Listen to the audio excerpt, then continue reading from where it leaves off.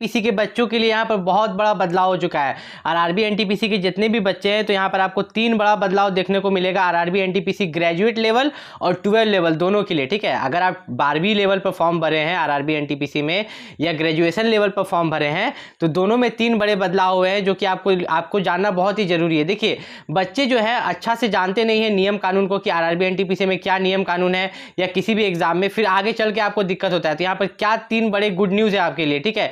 ये तीनों जो है आपके लिए एक तरह से गुड न्यूज ही है क्योंकि इन तीनों के मदद से आपको आरआरबी एनटीपीसी में नौकरी करने का मौका मिलेगा, ठीक है। अगर इन तीनों में से किसी एक में भी आप गलती करते हैं, ठीक है, तो आपको आगे चल के दिक्कत हो सकती है। सबसे पहला हम यहाँ पर बताते हैं कि ये जो आप देख रहे हैं 15 गुना वैकेंसी, तो इसका आपको क्या फायदा होने वाला है, ठीक है। मतलब कि जब आप CBT 1 का एग्जाम पास कीजिएगा तो CBT 2 के लिए ये वैकेंसी का जो है 15 गुना बच्चों को बुलाएगा। जैसे कि जो 12 लेवल में वैकेंसी है वो 4000 के आसपास है तो उसका 15 गुना बुलाएगा, और जो ग्रेजुएशन लेवल में वैकेंसी है 8000 के आसपास है तो उसका 15 गुना बच्चा को यहाँ पर बुलाया जाएगा। तो इसमें फ़ायदा क्या होता है ध्यान से समझिएगा। अगर आप यहीं पर चूक गए तो सबसे बड़ा गलती आप यहीं पर कीजिएगा। जैसा कि आप जानते हैं कि CBT 1, ठीक है, CBT 1 आपका 100 मार्क्स का होता है। कितना मार्क्स का होता है? 100 मार्क्स का होता है। तो 100 मार्क्स यहाँ पर है, तो अगर आपका 15 गुना बच्चा को बुलाया जा रहा है तो इसका मतलब है कि आपका कट ऑफ जो है, जो फॉर्म अप्लाई होगा उसके हिसाब से जो कट ऑफ होगा वो कम जाएगा। कट ऑफ क्या होगा? कम जाएगा। मेरा बोलने का मतलब वो ये है कि CBT 1 में किसी तरह आप मेहनत करिए, ठीक है। CBT 1 में किसी तरह आप मेहनत कीजिए ताकि आप CBT 2 में जा पाए, क्योंकि CBT 1 का मार्क्स मेरिट बनाने में कैलकुलेट नहीं होता है, वो सिर्फ CBT 2 में जाने भर के लिए है। तो ये जो 15 गुना बच्चे को बुलाया जा रहा है इसमें आपको आना है। मतलब वैकेंसी ये 8000 सोच के मत चलिए, ठीक है। आप 8000 गुना 15 कर लीजिए। क्या कर लीजिए? 8000 गुना 15 कर लीजिए। आप सोचिए कि इतना ही वैकेंसी है, ठीक है। 8000 गुना 15 कीजिएगा तो ये मतलब आप बच्चा क्या सोच रहा है, जैसे कि 12 लेवल पर जो वैकेंसी है वो 4000 है तो हम 4000 गुना 15 करेंगे, और ग्रेजुएशन लेवल पर जो वैकेंसी है उसमें हम 8000 गुना 15 करेंगे, ठीक है। अब इस मैथ में ये जो मैथ वाला ये मैं बता रहा हूँ, ठीक है, 4000 गुना 15 और ये 8000 गुना 15, इसी से आपको कैसे सिलेक्शन लेना है ध्यान से समझिएगा, ठीक है। क्योंकि जो देखिए ग्रेजुएट लेवल वाले भी बच्चे ये बात समझते नहीं है, ठीक है। जितने भी ग्रेजुएशन लेवल वाले भी बच्चे ये समझते नहीं। सबसे पहले मैं 12 लेवल का आपको समझाता हूँ कि जब आप 4000 गुना 15 करते हैं, ठीक है, तो ये कितना आता है? 60000। कितना? 60000। तो ये जो 60000 है ना, तो आप समझिए कि आपके लिए वैकेंसी 60000 है। CBT 1 में आपके लिए 60000 है। CBT 2 में आप समझिएगा कि आपके लिए वैकेंसी 4000 है। कितना है? 4000 है। अब ग्रेजुएट लेवल का जो वैकेंसी है 8000 है। कितना है? 8000 है। तो इसका 15 गुना बच्चों को बुलाया जाएगा। तो इसका मतलब है कि ग्रेजुएट लेवल में जो 8000 वैकेंसी है उसका 15 गुना बच्चों को बुलाया जाएगा। मतलब कि 1,20,000 वैकेंसी है। कितना है? ये समझिए कि आरआरबी एनटीपीसी में ग्रेजुएट लेवल में आपके लिए 1,20,000 वैकेंसी है। तो आप 1,20,000 बच्चे में आपको निकालना है, ठीक है। मतलब 1,20,000 बच्चे में भी आप नहीं आ पाएंगे। क्या आप इतना कमजोर है? ठीक है। क्या आप CBT 1 में 100 मार्क्स में से क्या आप 70 मार्क्स भी नहीं ला पाएंगे? 70 मार्क्स में ही आपका सिलेक्शन हो जाएगा। ये 1,20,000 का रेशियो देखिए, मतलब 1,20,000 वैकेंसी आपके लिए है, ये समझ के चलिए, ठीक है।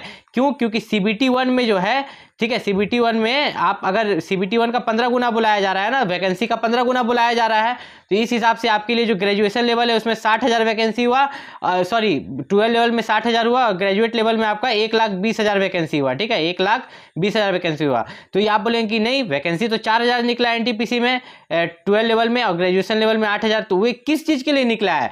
वे आपका निकला है CBT 2 के लिए। जब CBT 2 में जाएंगे तब आप फाइट कीजिएगा, ठीक है, तब आप इस वैकेंसी के लिए फाइट कीजिएगा। इसलिए ना बोला जाता है कि एनटीपीसी में फॉर्म अप्लाई कर रहे हो तो जहां सबसे ज्यादा पोस्ट है वहां अप्लाई करो, क्योंकि मान लो कि कहीं पर 200 पोस्ट है तो 200 में आपको CBT 2 में 200 टॉप बच्चा में आना होगा तब सिलेक्शन होगा। कहीं पर मान लो कि 1300 पोस्ट है जैसे कोलकाता में, तो आप 1300 में आइएगा ना तो आपका सिलेक्शन होगा। तो चांसेस कहां है? जहां 1300 वैकेंसी है, ठीक है। तो इन सब चीजों का आपको ख्याल रखना है। अब बात करते हैं यहाँ पर हम वेटिंग लिस्ट के बारे में। तो वेटिंग लिस्ट कहाँ क्रिएट होता है? आपका जो वेटिंग लिस्ट होता है वो CBT 2 में क्रिएट होता है। कहाँ क्रिएट होता है? CBT 2 में। तो आज इसको ध्यान से समझेंगे, क्योंकि वेटिंग लिस्ट का मतलब भी बहुत बच्चे समझ नहीं पाते हैं। वेटिंग लिस्ट का मतलब ये होता है ना कि मान लो ये जो कट ऑफ गया, ठीक है, कट ऑफ CBT 2 में कितना में से जाता है? 120 में से। तो 120 में से जो कट ऑफ गया वो गया 90, लेकिन आप ला रहे हैं 88। कितना ला रहे हैं? 88। जो बच्चा 90 प्लस लाया होगा उसका सिलेक्शन तो हो गया, लेकिन सिलेक्शन होने के बाद भी अगर वो ज्वाइनिंग नहीं करता है या छोड़ देता है किसी कारण से, कारण बहुत सारा हो सकता है, जैसे कि ALP का फॉर्म भी भरा होगा, RPF का भी भरा होगा, टेक्नीशियन का भी भरा होगा, ग्रुप डी का भी भरा होगा, SSC का भी फॉर्म भरा होगा, किसी में भी SSC का भी फॉर्म सब निकलता है, उधर सिलेक्शन हो गया तो बोला होगा क्या है हम NTPC का करेंगे, छोड़ के उधर चल गया। तो ये आप तो लाए थे 88, आपका फाइनल मेरिट नहीं बना था, तो तो ये वेटिंग लिस्ट क्रिएट करेगा आपके नाम का, ठीक है। जो बच्चा लोग कम मार्क्स लाएगा उसके लिए रेलवे वेटिंग लिस्ट क्रिएट करेगा। जैसे ट्रेन में कैसे वेटिंग लिस्ट क्लियर हो जाता है, तो उसी तरह आपका वो बच्चा जब छोड़ देगा जॉब को तो आपका वेटिंग लिस्ट क्लियर हो जाएगा। अब तीसरा जो सबसे बड़ा यहाँ पर गुड न्यूज़ के बारे में बात करने वाले हैं, या इसको बदलाव भी मान सकते हैं, कि पहले क्या होता था ना कि जब भी डॉक्यूमेंट वेरिफिकेशन होता था, ठीक है, पहले जब भी आपका डीवी होता था, डॉक्यूमेंट वेरिफिकेशन होता था, तो इसमें आपको एक छूट मिलता था। अब ये छूट क्या होता था डॉक्यूमेंट वेरिफिकेशन के लिए? देखिए, डॉक्यूमेंट वेरिफिकेशन में आपका क्या होता था ना कि जितने भी बच्चे यहाँ पर ओबीसी वाले हैं, ठीक है, ओबीसी वाले बच्चे या एससी वाले बच्चे या एसटी कैटेगरी, ठीक है, या ईडब्ल्यूएस वाले बच्चे जिनके पास सेंट्रल लेवल का कास्ट सर्टिफिकेट नहीं होता था, तो उनको 1 से 2 महीने का समय दिया जाता था, जाओ तुम बनवा के लेके आओ, आराम से देना, कोई दिक्कत नहीं है। लेकिन अब ऐसा नहीं है। अब नोटिफिकेशन में उन्होंने साफ साफ लिख दिया कि फॉर्म अप्लाई करते समय जो फॉर्म का लास्ट डेट है, ठीक है, फॉर्म का लास्ट डेट है, उससे पहले आपके पास सेंट्रल लेवल का कास्ट सर्टिफिकेट होना चाहिए। और एक यहाँ पर जब आप ऑनलाइन चढ़ाते हो, ठीक है, जब आप ऑनलाइन फॉर्म भर रहे होगे एनटीपीसी का, 12 लेवल का फॉर्म भरो या ग्रेजुएट लेवल का फॉर्म भरो, तो उस समय आपने देखा होगा कि वो लोग मांगते हैं, क्या मांगते हैं कि आपका certificate number, issue date, issuing authority, आपका कास्ट सर्टिफिकेट का, जाति प्रमाण पत्र का, जो कि एचडीओ लेवल का होना चाहिए, ठीक है, एचडीओ लेवल का तो होना चाहिए, साथ में सेंट्रल गवर्नमेंट ऑफ इंडिया की तरफ से बना होना चाहिए, ठीक है। देखिए, कास्ट सर्टिफिकेट 2 तरह का होता है, एक आपका स्टेट लेवल का होता है, एक सेंट्रल लेवल का होता है। तो आपको चाहते समय सेंट्रल लेवल का चढ़ाना है, स्टेट लेवल का नहीं चढ़ाना है। अगर आप स्टेट लेवल का चाहते हैं तो आप मुझसे बाद में ये नहीं बोल सकते कि सर आप बताए थे कि स्टेट लेवल का चढ़ा सकते हैं, ये रिस्क वाला है। स्टेट लेवल का चाहते हैं ना और बाद में सेंट्रल बनाते हैं, उसको बोलते हैं रिस्क लेना, ठीक है। वो आप अपने आप को रिस्क ले रहे हैं कि एग्जाम निकालने के बाद भी CBT 1 CBT 2 अगर टाइपिंग होता है या साइको टेस्ट निकालने के बाद भी आपको वहां पर डीवी में छाटा जा सकता है, तो ये आप एक तरह से रिस्क ले रहे हैं। तो अभी क्या सॉल्यूशन है? देखिए, अगर आप बनवाना चाहे सेंट्रल लेवल का कास्ट सर्टिफिकेट तो आपके ब्लॉक में बनता है, ठीक है, आप जल्दी से जल्दी बनवा सकते हैं, ठीक है। अगर नहीं बन पा रहा है तो आपको क्या करना है, आप यहाँ पर आपके पास 2 उपाय, या तो रिस्क लेके आप स्टेट लेवल का डाल दीजिए, ठीक है, या आप जनरल से बन के फॉर्म भर सकते हैं। मैं तो बोलूंगा कि आप रिस्क लेके स्टेट लेवल का डाल दीजिए फिर बनवा लीजिएगा, ठीक है, ये मेरा ओपिनियन है। अब ये इसमें आप सोच सकते हैं। अब मैं आपको ये बताने वाला हूँ कि सबसे मेन तो CBT 1 है। अगर आप CBT 1 में पास नहीं कीजिएगा तो CBT 2 में जाके कीजिएगा क्या? तो आप यहाँ पर CBT 1 का मेरा देख सकते हैं, ठीक है, मैंने ये CBT 1 का खोल के रखा है। तो इसमें आप देखिएगा कि एग्जाम में आपको जो टोटल समय मिल रहा है, ठीक है, एग्जाम में जो आपको टोटल समय मिल रहा है 90 मिनट, कितना? 90 मिनट का समय मिल रहा है। और यहाँ पर आपका जनरल अवेयरनेस 40 मार्क्स का है, ठीक है, मैथमेटिक्स 30 मार्क्स का है, जनरल इंटेलिजेंस वही 30 मार्क्स का है, टोटल 100 क्वेश्चन है। तो यहाँ पर सबसे ज़्यादा हम देखें कि जनरल अवेयरनेस 40 मार्क्स का है। मतलब जनरल अवेयरनेस में आपका क्या क्या आ जाता है? जनरल अवेयरनेस में आपका जीके आ जाता है, जीएस आ जाता है और करंट अफेयर आ जाता है, 3 चीज़ आता है। सबके लिए बुक भी बताएंगे, चिंता ना करें, सबके लिए हम बुक भी बताएंगे।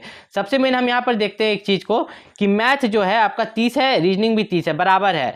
तो अब बच्चा को क्वेश्चन अटेम्प्ट कैसे करना है, तैयारी कैसे करना है? देखिए, यहाँ जो मैथ 30 मार्क्स का है, रीजनिंग 30 मार्क्स का है, कोई बच्चा का मैथ मजबूत होगा, कोई बच्चा का यहाँ पर रीजनिंग मजबूत होगा, ठीक है, किसी बच्चा का मैथ मजबूत होगा और किसी बच्चा का रीजनिंग मजबूत होगा। तो अगर आपका मैथ मजबूत है तो आप मैथ में 30 बनाइए, उसको और अच्छा कीजिए। अगर आपका रीजनिंग मजबूत है तो आप रीजनिंग को 30 में 30 बनाइए, उसको और अच्छा मजबूत कीजिए। तो किसी एक सेक्शन में आपको यहाँ पर 30 में 30 अटेम्प्ट करना होगा, किसी एक सेक्शन में 30 में आप 20 से 25 क्वेश्चन अटेम्प्ट कर सकते हैं, ठीक है। जनरल अवेयरनेस क्या है? अनसर्टेन है, पता नहीं कि क्या जीके जीएस करंट अफेयर आएगा, ठीक है, तो उसके पीछे ज़्यादा समय बर्बाद नहीं करना। लेकिन ये सबसे ज़्यादा स्कोरिंग सब्जेक्ट है, तो इसको कैसे पढ़ना है सही समय से, ठीक है, सही समय से कैसे पढ़ना है मैं इसी वीडियो में आपको बताने वाला हूँ। देखिए, general awareness, specially general awareness को टारगेट करते हैं हम लोग। तो जनरल अवेयरनेस के लिए आपको करना क्या है, आपको स्पीडी पब्लिकेशन का बुक खरीदना है। देखिए, यहाँ नाम लिख रहे हैं SPEEDY, स्पीडी पब्लिकेशन का, ठीक है, अलग अलग आता है, जीके का अलग आता है, जीएस का अलग आता है और करंट अफेयर का अलग आता है, ठीक है।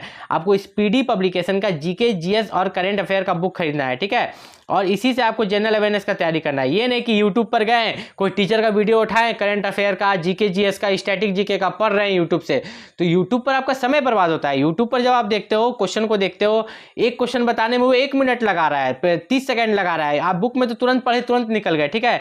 जितना देर में 1 घंटा में देखिएगा, 1 घंटा में यूट्यूब में आपको 30 को क्वेश्चन बताएगा, यहाँ पर आप जीके का क्वेश्चन यहाँ पर आप 100 को कर लीजिएगा 1 घंटा में, ठीक है। तो इस बात का आपको खास ख्याल रखना है कि आपका जो यूट्यूब है, ठीक है, यूट्यूब पर जीके के लिए ज़्यादा नहीं जाना है, ज़्यादा ध्यान नहीं देना है।